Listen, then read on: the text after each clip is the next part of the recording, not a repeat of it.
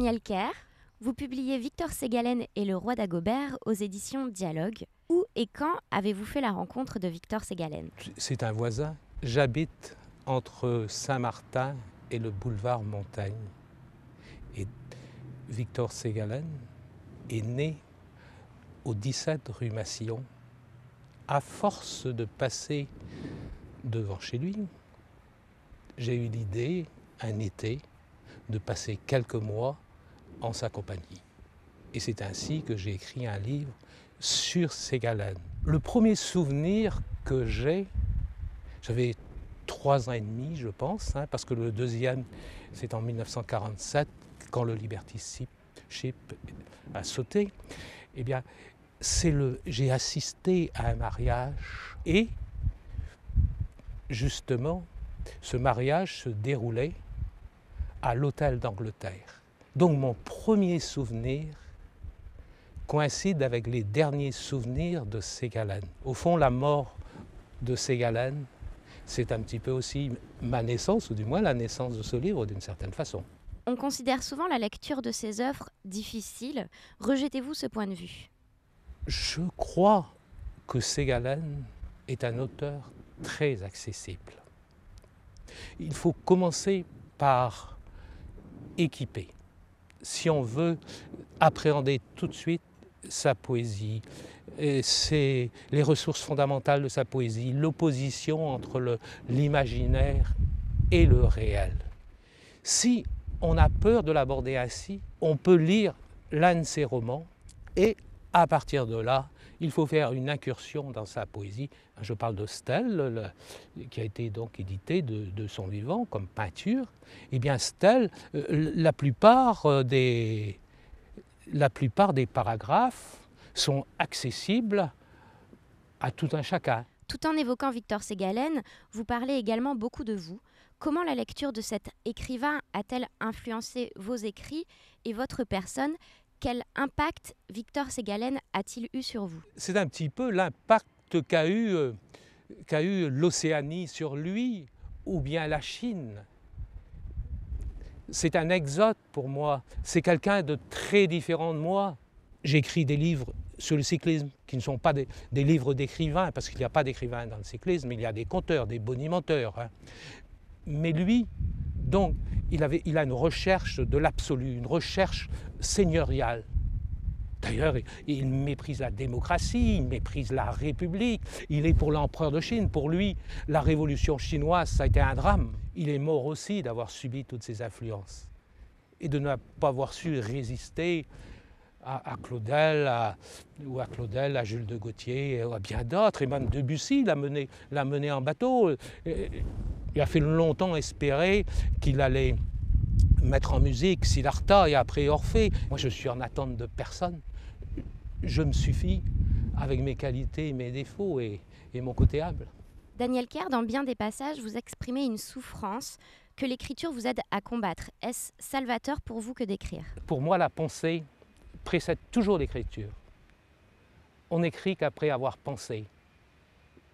Mais sinon, il n'y aurait pas besoin de psychanalyse. L'écriture n'est pas une psychanalyse. Il y a la réflexion, l'écriture vient ensuite. Je m'élève contre ceux qui disent « bon, je me suis libéré par l'écriture ». Non, non, non, on se libère autrement. L'écriture vient fixer, c'est pour ça que je fixe l'instant. La ville de Brest est très présente, en témoigne le lieu où nous tournons aujourd'hui, le cours d'Ageau. Que représente Brest pour vous et a fortiori pour Victor Ségalen? Le cours d'Ageau, il y a d'abord ici, à l'est, la stèle de Victor Ségalen. C'est bien d'ailleurs, parce que c'est la Chine finalement qui a été primordiale dans sa vie. C'est là qu'il est resté le plus longtemps, c'est là qu'il a fait les plus grandes rencontres. Je ne parle pas avec les Chinois, parce qu'il n'a pas rencontré les Chinois, mais avec Augusto de Voisin, avec Jean Lartigue. C'est là qu'il a fait les grandes découvertes pour sa statuaire. Puis, je suis content quand même qu'il ne soit pas dirigé vers la mer, parce que c'était un marin qui n'aimait pas vraiment la mer. Il préférait la montagne et les tumultes des fleuves. Il trouvait la mer plate et monotone. Par contre, son cousin, Jean Crasse, était un homme de la mer, qui composait sur les flots, qui voyageait toujours avec son piano droit, qui composait. Et d'ailleurs, sa musique, me dit-on, parce que je ne suis pas un spécialiste, ressemble un petit peu à celle de Debussy. C'est un personnage célèbre aussi. D'ailleurs, Ségalen l'aimait bien, mais ils étaient tout à fait différents. C'était un homme ouvert qui se laissait porter par ce qu'il appelait une force supérieure. Jean Crasse, un homme très intéressant.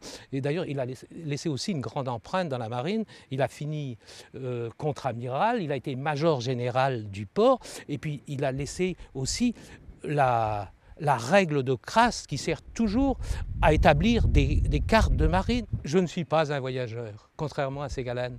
Brest, qui n'est pas d'ailleurs la commune de mon enfance, elle est à 7 ou 8 km d'ici, mais Brest, je la bois.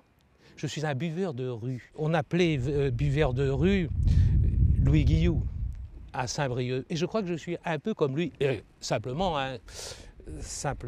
pour mes errances dans Brest, mes marches. Parce que, comme lui, je marche dans Brest. Je fais des kilomètres.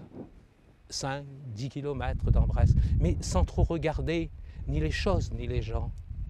L'atmosphère de la ville me suffit, je ne sais pas, il y a une densité dans Brest.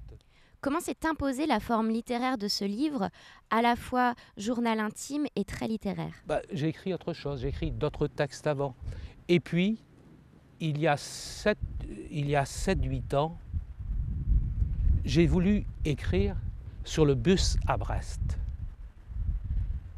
J'ai pris d'ailleurs une centaine de fois le bus pour écrire d'une façon quotidienne ce que je ressentais.